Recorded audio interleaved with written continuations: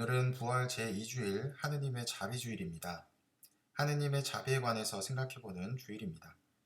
매일 미사에 이런 이야기가 있습니다. 2000년 대인년에 요한 바오로 2세 교황님은 하느님의 자비에 대한 신심이 대단하였던 폴란드 출신의 파우스티나 수녀를 시성하였고 그리스도인에게 하느님의 자비를 기릴 것을 당부하였습니다.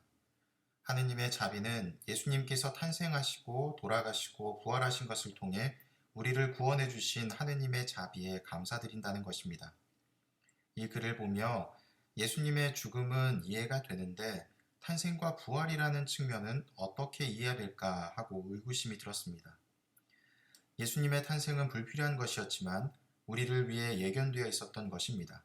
즉, 인간으로 탄생하실 필요가 없었지만 바로 우리를 위해 탄생하신 것입니다. 또한 부활이라는 사건을 통해서 우리에게 하느님과의 만남을 통해 얻게 될 기쁨이 무엇인지 간접적으로 드러내 주셨습니다. 그것은 모든 것이 바로 우리를 위해 행해졌기 때문에 하느님의 자비라고 이해할 수 있을 것 같습니다. 오늘 일독서에서는 사도들의 공동체가 어떤 모습으로 지냈는지 드러납니다. 사도들의 가르침을 받고 친교를 이루며 빵을 떼어 나누고 기도하는 일에 전념하였다. 가르침, 친교, 빵 나눔, 기도라는 네 가지 행위에 전념했다고 합니다. 가르침은 미사 안에서 말씀과 강론을 뜻하고 친교는 미사가 거행되는 전례를 뜻하고 빵 나눔은 성찬례를, 기도는 미사에 참여하는 우리의 행위에 해당됩니다. 즉, 초대교회에서 행하던 모습 자체는 우리가 미사 때 행하던 것과 동일합니다. 그런데 여기서 차이점이 있다면 모든 것을 공동으로 소유했다는 것입니다. 그리고 재산과 재물을 팔아 모든 사람에게 저마다 필요한 대로 나누어 주곤 하였다는 말씀을 하십니다. 여기서 우리는 초대교회가 재물에 욕심을 내려놓는 모습으로 이해하기 쉽습니다. 하지만 뒤에 나오는 내용에 필요한 대로라는 말에 집중해 본다면 가난하게 사는 것이 아니라 서로 필요한 대로 나누었다는 것을 뜻합니다.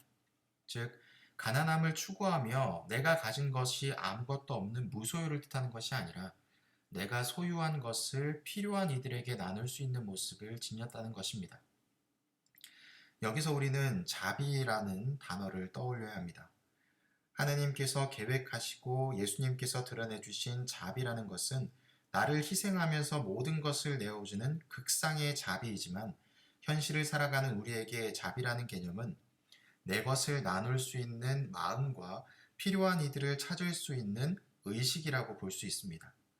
이렇게 자비를 실천한 이들에게 하느님께서는 날마다 그들의 모임에 구원받을 이들을 보태어 주셨던 것입니다.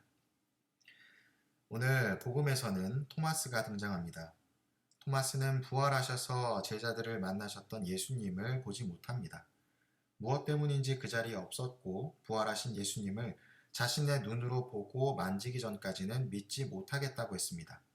그리고 다시 제자들 앞에 찾아오신 예수님께서는 토마스에게 보고 만져보고 믿으라고 말씀하셨습니다. 그리고 보지 않고 믿는 이들은 행복하다고 알려주십니다. 이 복음 말씀을 보면서 오늘 이 독서의 말씀과 함께 생각하게 됩니다. 여러분은 지금 그분을 보지 못하면서도 그분을 믿기에 이루 말할 수 없는 영광스러운 기쁨 속에서 즐거워하고 있습니다. 여러분의 믿음의 목적인 영혼의 구원을 얻을 것이기 때문입니다. 직접 눈으로 보고 믿는 것은 쉽습니다. 사람은 자신이 눈으로 보고 만져본 것을 실존하는 것이고 정확한 것이라고 착각하기 때문입니다. 사실 우리의 감각이나 시각은 다른 동물들보다 못할 수 있는데 내가 보고 만져보았다는 사실만으로 그것이 정확하다고 판단하는 오류를 범합니다. 그래서 보는 것으로 받아들이는 것보다 믿음으로 받아들이는 것이 어렵지만 우리에게 필요합니다.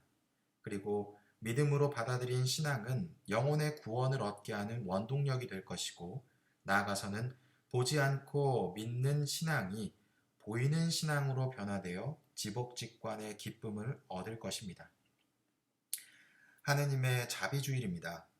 하느님께서 예수님을 통해서 우리에게 탄생과 죽음과 부활의 고리 안에서 기쁨과 희망을 주셨던 것처럼 초대교회에서 그리스도를 증거하며 살았던 그 삶을 떠올리고 나아가서 토마스가 보여주었던 믿음을 괄시하는 것이 아니라 오히려 타산지석으로 삼아 더 높은 차원의 신앙적 성숙을 이루셨으면 좋겠습니다.